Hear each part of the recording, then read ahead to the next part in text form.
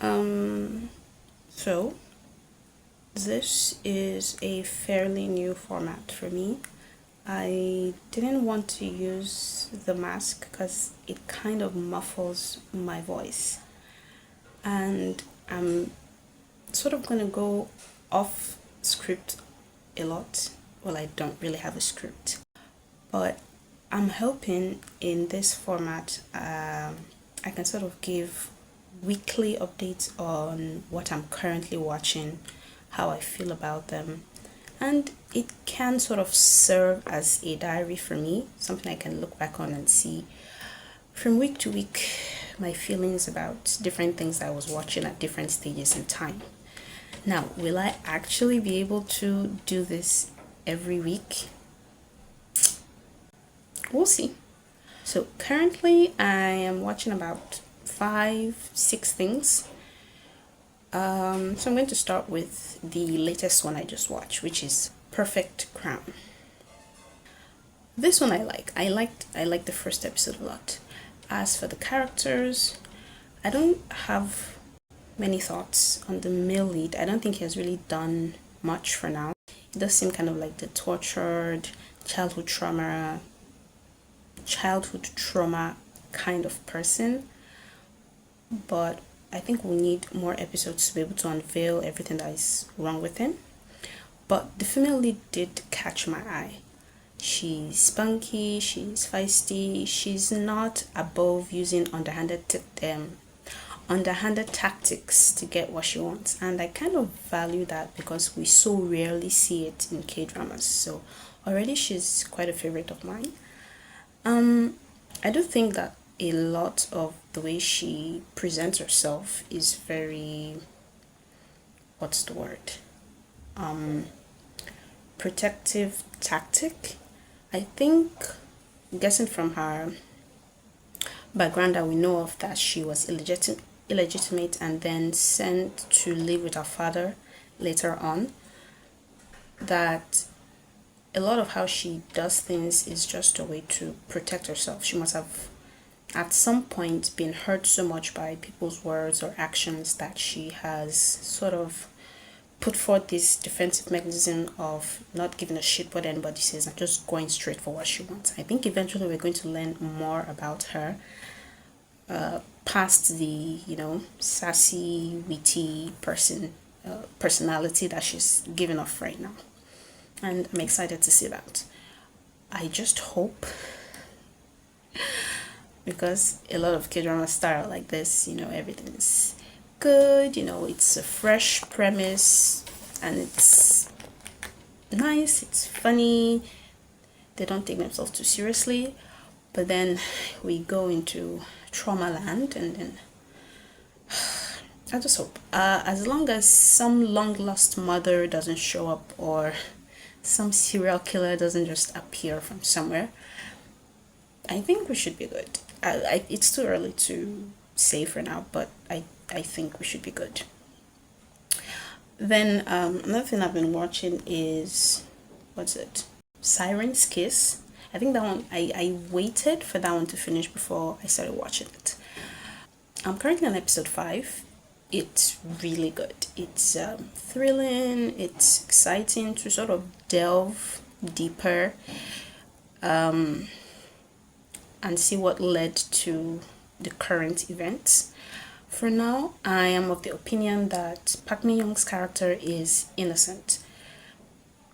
Although it would be interesting if at the end of the day she was sort of like a mastermind planner of things, but I don't really see that happening because she didn't really benefit from any of the deaths of her exes, right? Which is why the Wee Ha Jun's character, the investigator, not even investigator, the insurance guy, he gets on my nerves, because the entire time I was just thinking, why is this guy here? Why is he doing too much? Like, you don't really have a definitive reason to hound this woman so much. Why are you so into? I get that his backstory makes him I guess, sort of sensitive to things like this, to want to like doggedly pursue them to the end. But if you look at like the first, I think, episode or two, he doesn't really have a reason to be so forward, so determined to find out this truth, to just keep on appearing before her and questioning her and interrogating her. There's not really much to go on. And this does give an, I guess, an interesting spin on this type of cop character that's, a radical, doesn't really go by the rules, and usually we're on the side of the cop and wanting him to unveil the truth regardless of what method they use.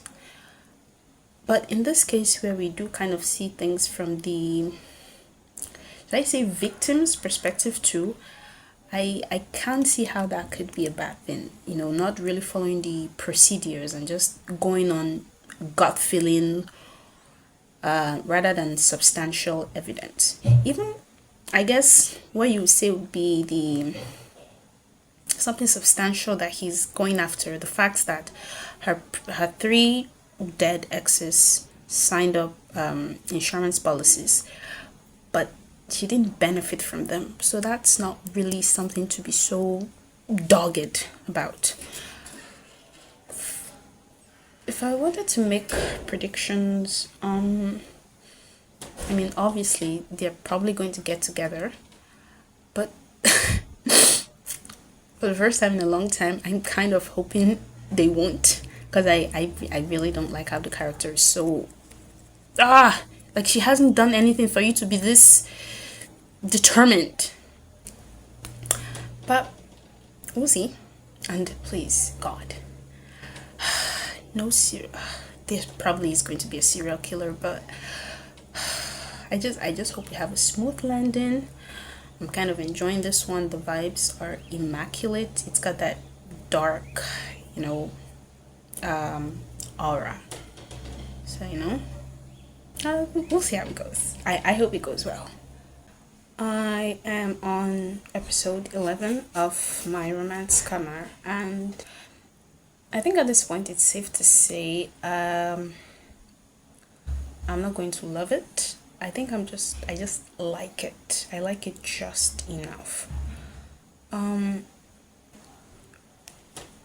the first time I saw the trailer, the thing I'd been kind of looking forward to was how they were going to resolve this conflict of falling in love with someone that you had been planning to scam. And the series just kind of maintained this very comedic vibe throughout, and it's not bad, but I was kind of looking forward to the part where what's his name?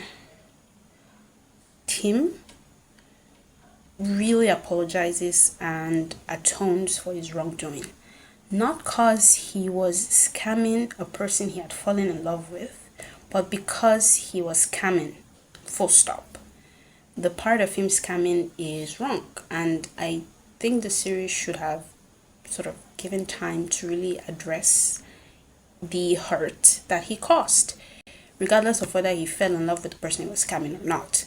The point isn't that he hurt someone that he loved.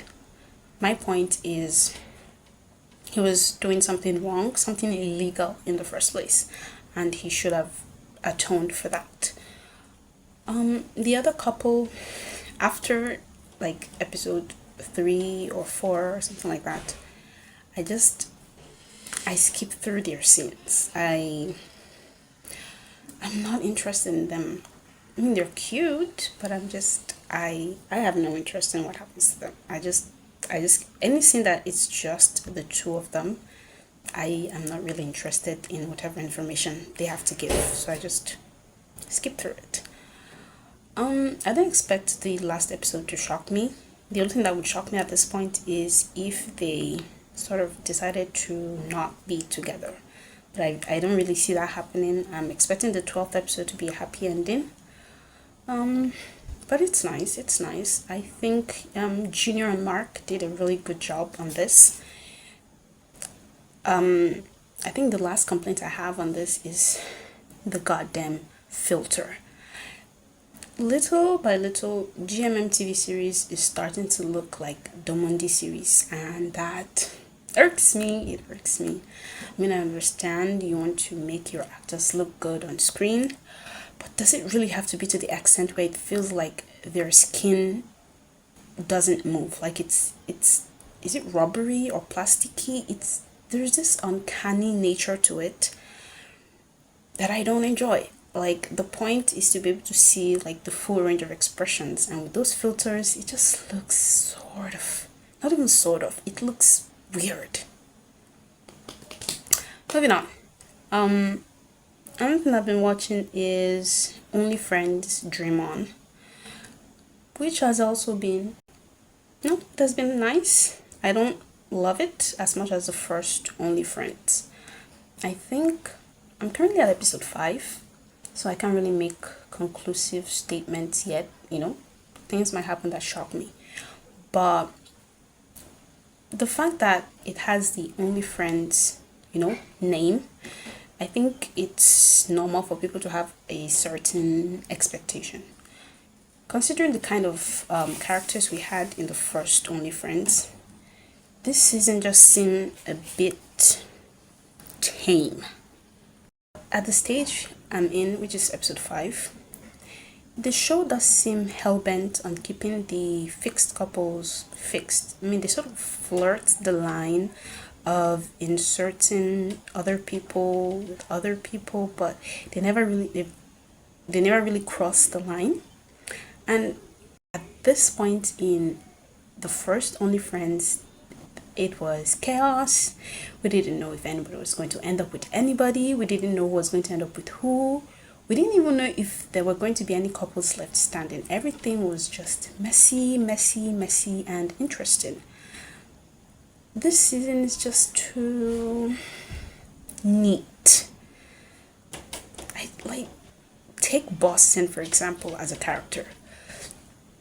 You observe Boston in season 1 and then in season 2.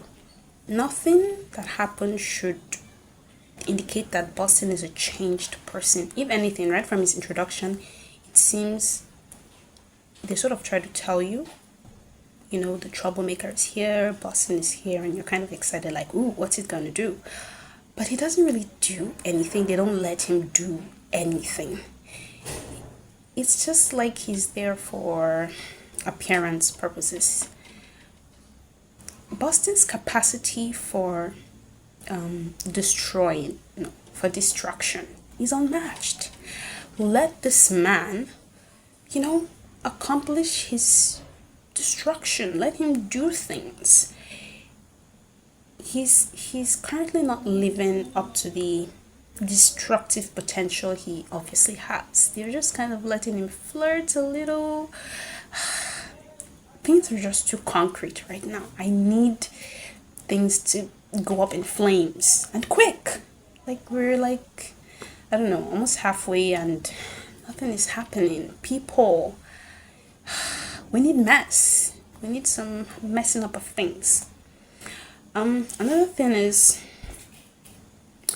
as an ensemble cast, I do think the performances in the first season were much stronger than this season. This season, I think Mix is the only standout. His character Din is just the way he responds to threats, to danger, to people trying to walk over him. It's beautiful. It's wonderful to see this kind of character. And the way Mix plays him is perfect. So I think that's really the only character that I'm really enjoying this season. Everyone else is, they're okay, I guess. But we'll see. We're still in episode 5, so I mean, this could really get fucked up later on. So let's hope. Let's hope for fucked up shit to happen. Okay. Then Dwang with you. I am currently at episode 1. I have been at episode 1 for about almost a week now. I am trying, but nothing is clicking. It is so boring. It is mind-numbingly boring. I don't I don't see it getting better. I'm going to try to watch till episode 3. Maybe when I decided watching it, I wasn't in the right mood. No, I just finished exams. Maybe things aren't quite right yet. The characters are so boring. I don't know, maybe exciting things will happen later, but the popular guy and the happy-go-lucky sunshine guy with his 2 friends who are a comedic trio, and the other guy with his own friend. I cannot. This premise is too. And nothing they've done this episode has been interesting or exciting or nothing. It's so boring. I don't know. Maybe it's because I'm older. This just, it does nothing. It does absolutely nothing for me. But we'll see. God, I've been saying we'll see so much. We'll see. I'm going to try and push through to the 3rd episode because sometimes magic happens, okay? Certain things you don't like at first, but then you proceed and the story unveils and you find, things you like. So I'm hoping that happens. If it doesn't, it'll just feel like an entire waste of my time. But we'll see. The last thing I want to talk about is Never Forget Your Enemy. This one I have actually finished. I watched it through to the end. I'm going to make a dedicated video on this one because this series, the untapped potential is just, it's niggling at my brain. We had an interesting premise, but they don't even make use of that interesting premise. It just sort of meanders its way to the ending, which is as unsatisfying as the entire story was. But I'm not going to complain here. I'm going to make a dedicated video where I actually have a script, where I've written down my thoughts exactly the way I want to project them. Then I'll be able to rant, because it's going to be a rant for sure. And I think the final thing I want to talk about in this hopefully weekly diary is BTS's comeback, which has been fun, I guess. I think I do have mixed feelings about it. So the day the album came out, I listened to the whole thing, like beginning to the end, just once. I sort of digested how I felt about it. Then a few days later, I listened to the whole album again from top to bottom. I refused to watch any reactions or read anyone's comments on it so that my feelings wouldn't be affected. And after the second listen, a lot of the opinions I had from the first listen still lingered. Now I have listened to the albums a lot. I've listened to a lot of the individual songs. I've seen many reels, shorts, reviews on it, and I think my thoughts have been solidified. And right now I still have the same thoughts I had the first time. I think it's a good album. It's definitely not my favorite business album. I don't know if it's going to be in my top 5 BTS albums. I don't think it will make it, but it's good. It's nice. The most prominent complaint I have is the vocal mix. I don't know what the technical term for is, but with different songs, when you listen to the rap line, their voices sound crisp. Like it is audible. It is crisp. That's the best word I can use. But when it comes to the vocal line, for some motherfucking reason, I don't know what they used, what sort of filter, I don't understand, but their voices sound so almost robotic. Yeah, that's what their voices sound like. It's so bad because with a number of songs, someone would be singing and I would be wondering who is singing, because the voices have been so, I don't even know what to call it, tuned. they've been so affected, I can't tell one person's voice from the other. And I have been listening to BTS now for, gosh, what, 5, 6 years? I do, I can recognize the vocal line very, very well. But this album, in certain places, I just wondered who the hell listened to this and thought, yes, it sounds great. It's the same issue I had with Jimin's. What was that song he released? I don't know the lyrics because I listened to it once. Where it feels like their voice have been put through a album, Alvin and the Chipmunks sort of modifier, because their voices don't really sound like them. It sounds like the Alvin and the Chipmunks sort of version of their voices, if anyone gets what I mean. Like, it's so lifeless and it feels sort of hidden under layers and layers of vocal mixing. I can't hear the person behind the voice. It bothered me, especially with the more, the later part of the album with the more vocal heavy songs. For the first part that are more, the first part of the album with more hip hop heavy songs, it's not that bad.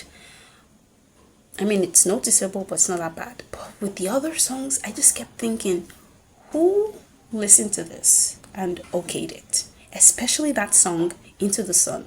No matter how anyone says artistic liberty, artistic, no amount of artistic is going to make that song sound good. It sounds, I don't want to be mean, but Jesus. Especially the chorus, where all their voices sort of come together.